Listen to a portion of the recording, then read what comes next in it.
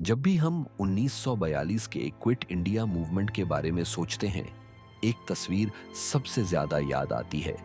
एक हिम्मती महिला बॉम्बे के गोवालिया टैंक मैदान में तिरंगा लहराते हुए ब्रिटिश हुकूमत को खुली चुनौती देती है। उस महिला का नाम था अरुणा आसफ अली। एक ऐसा नाम जो गांधी और नेहरू के साथ साथ लिया जाना चाहिए। अरुणा गांगुली का जन्म 1909 में एक कंजर्वेटिव बंगाली ब्रह्मो परिवार में कालका, पंजाब में हुआ। लाहौर और नैनीताल में पढ़ाई के बाद उन्होंने एक बोल्ड डिसीजन लिया। एक मुस्लिम वकील और कांग्रेस लीडर आसफ अली से शादी की। जब इंटरफेथ शादियां रेयर और कंट्रोवर्शियल होती थीं, उनकी शादी ने सोसाइटी में हंगामा मचा दिया। लेकिन यही उनकी जिंदगी की एक नए सफर की शुरुआत थी, न्याय और आजादी के लिए। 1930 के सॉल्ट सत्याग्रह के दौरान अरुणा कांग्रेस से जुड़ी। उन्होंने प्रोटेस्ट ऑर्गेनाइज किए और दारू की दुकानों के बाहर पिकेटिंग की। उसी साल उनकी गिरफ्तारी हुई और वो देश की पहली महिला पॉलिटिकल प्रिजनर्स में से एक बनी। जेल में उन्होंने हंगर स्ट्राइक भी की, क्योंकि प्रिजनर्स के साथ गलत व्यवहार हो रहा था।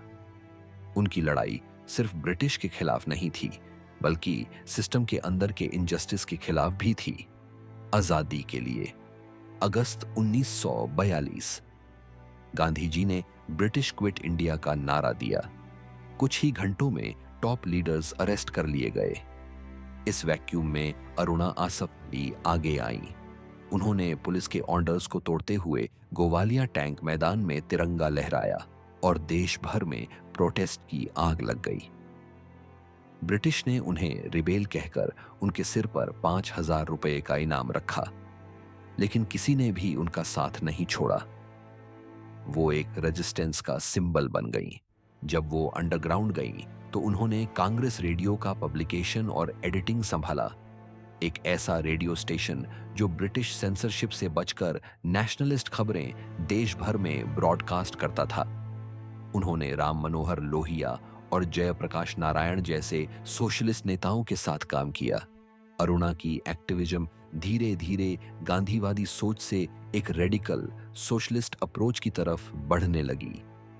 आजादी के लिए 1947 के बाद अरुणा आसफ अली ने कुछ समय तक राजनीति में भी कदम रखा।